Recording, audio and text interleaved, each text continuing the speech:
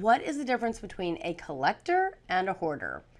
How do you know when stepping into a very crowded, cluttered home of a client, friend, or family member if there are signs of a mental health disorder or they just like beanie babies and hope to make $1,000,000 on their collection someday? Hi, I'm professional organizer Catherine Lawrence. I help you live a life with less clutter so you can have space for the things that truly matter. I'm one of the organizing professionals working behind the scenes on A&E's Hoarders. I work with collectors in my local organizing business, and I also live with one in my home, only steps away from my minimalist Zen office space. I feel like I've gotten pretty good over the years recognizing hoarding behavior from collecting. So today I'm going to share some of my thought process and some indicators for hoarding versus collecting that you will be able to recognize when assessing a home. And remember that hoarding disorder is a mental health condition as defined in the DSM-5. But friends, family members, and professional organizers may be asked to go into these spaces before there is a diagnosis or a treatment plan. So just be mindful of what you are getting into. First, let's look at part of the definition of hoarding disorder, which is a persistent difficulty discarding or parting with possessions regardless of their actual value. When I'm working with a collector to clear out a room or storage unit, we can assess the value of items in the collection in a logical way. We can get a professional assessment or see what items have sold for recently online. There could be a willingness or excitement even in entertaining offers to sell items within the collection. This may not be the case with a hoarder.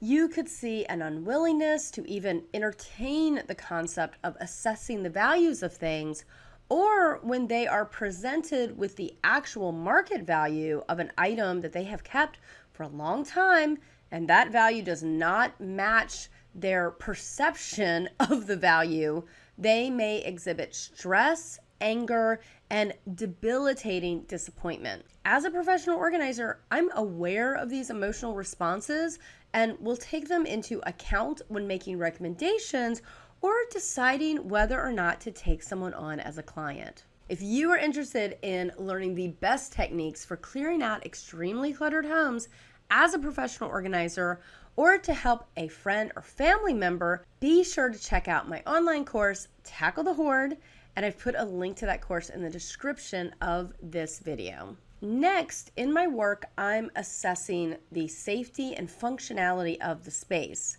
When working with collectors, there is more of a willingness to discuss and make storage modifications and downsizing the collection to create a healthy environment for themselves and the people with whom they share the home. Hoarders also want to discuss storage modifications, but many times I've been asked to only maximize the storage space or find a way to make space for everything in lieu of eliminating anything. This may not be physically possible, and it may enable more hoarding behavior by creating space for more stuff.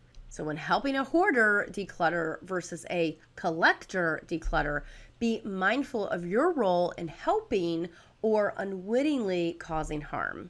Lastly, let's look at this definition from psychiatry.org. Hoarding is not the same as collecting. Collectors look for specific items, such as model cars or stamps, and may organize or display them.